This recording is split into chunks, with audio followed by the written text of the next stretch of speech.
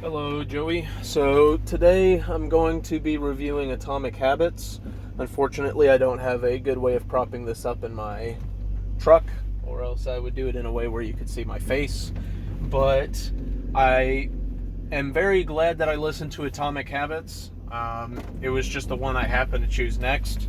And even though it's only 5 minutes of listening, it was very important that I listen to it, because something that I have been feeling for a very long time is that I'm spinning my wheels, and that I will try to do something good for myself and important and then flounder only like a week later. Perhaps you've experienced this before, but it's not a very good feeling. And of course, there's no one to blame other than myself, but the thing that I keep on wondering is, like, how am I so undisciplined?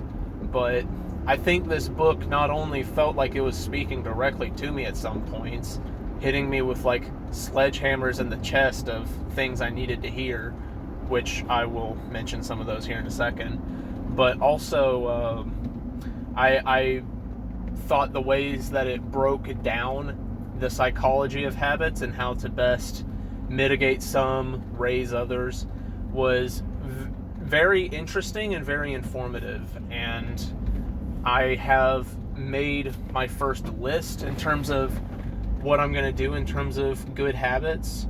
And yeah, so one of the moments that really struck me hard was when it was talking about planning versus action. Essentially, he was saying that some of us use the perpetual amounts of planning to try and mitigate the risk of failure that comes with actually doing something. And while planning is important, it is not as important as the actual action. You need to go out there, make mistakes, learn from them, and you need to do those things consistently if you want it to be an actual habit. And that felt like it punched me right in the face, because I have done that so many times where I'll write out this intricate workout routine or things I need to do for the week, and I'm like, oh man, I'm planning this out so well. I'm making such good progress. But just like the book states, I don't really do a whole lot with it.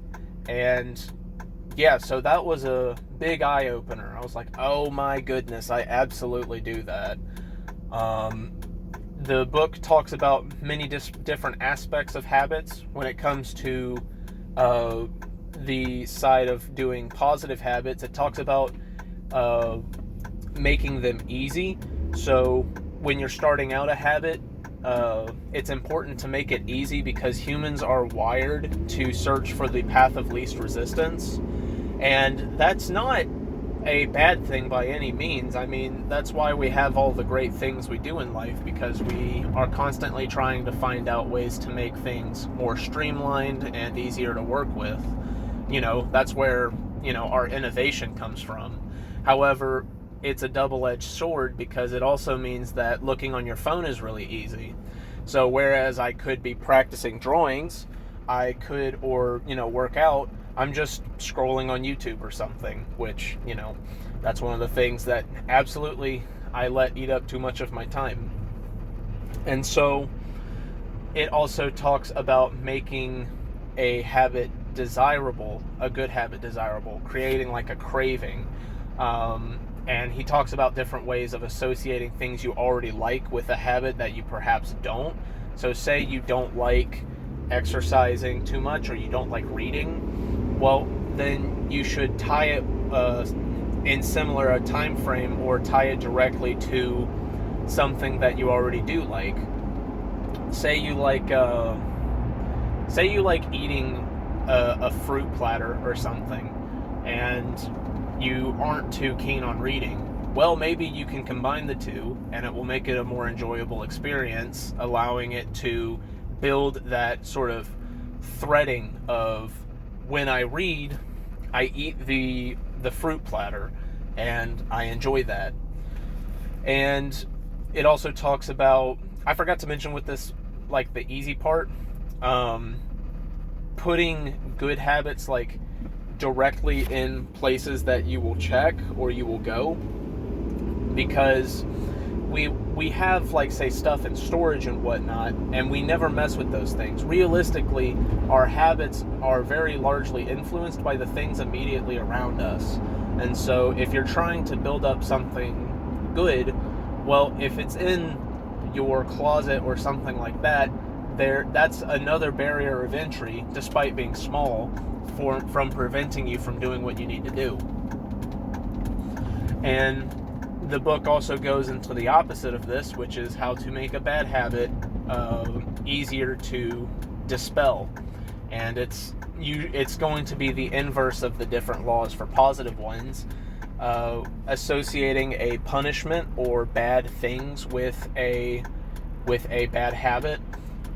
So some form of self-inflicted or inflicted by someone who agrees to help you on this journey, to get rid of something that you deem a bad habit. That way you start building up a negative connotation in your brain with the action. It talks about making it as inconvenient as possible to do that bad habit. So say you really want to play a bunch of video games, and you do that the majority of the time, definitely not talking to myself here, then perhaps what you should do is you should take your Xbox or whatever not and unplug it and put it in the closet or something like that. And that way, when you say have time, like you've done the things that you should do, yeah, maybe pull that out and have some fun. But it's as inconvenient as you can get to access that in terms of like a habitual thing you just do. Say you get home and you just immediately pick up the Xbox controller without even thinking about it. By that point, it's a habit, and it's very low resistance, and it's a form of escapism. But, you know, I'm definitely, once again, not talking to myself. I would never do that. But it's sort of a no-brainer, something that I'm not even thinking about. And so if you make that harder on yourself, it's something that's actively brought into your conscious rather than your subconscious. And if you're able to inverse that with things that you need to get done or skills you want to develop, then you are on a good track for making those things easier to do and making the things that you probably shouldn't be doing, or at least as much of, harder to do. And there were definitely a bunch of other talking points. However, those were the ones that hit me the hardest. Also, I was blown away by like the first 30 minutes. It was just back to back spitting truths that felt like they were talking directly to me. And yeah, it was a very good listen. It's a very short listen. I'm absolutely going to be listening to it again. And I'll go ahead and tell you that the next book in the series I'm going to be reading is Raising Positive Children in a Negative World. I'm really excited to hear what that one has to offer, because obviously I want to be a good father when it comes time to do that. And, you know, that's quite scary, because you have a whole being or multiple beings that are entirely reliant on you and the sanctity of your composure to turn into good humans. So what I've done as of right now to apply some of the different things that are mentioned in Atomic Habits is I've made a written out list of my daily routine, not just my workout routine, but everything I plan on doing in a day other than just my normal. So, for example, I wake up at 5 a.m. I used to wake up at 6, but I wanted to go back to working out before work. So I wake up, I have my phone placed on my desk, that way I actively have to get out of my bed to go turn it off. I take a lukewarm shower, which I will build up to being a cold shower eventually. So like 1 or 2 minutes of that. Do a warm-up, do my workout routine, and then I take a second cold shower. This one's not lukewarm, it's actually cold. And then I work on getting ready for work, making breakfast, And if I have time left over, that I can spend working on drawing and sketching, which is something that I've gotten back into recently after not feeling motivated to do anything with it for like 5 years.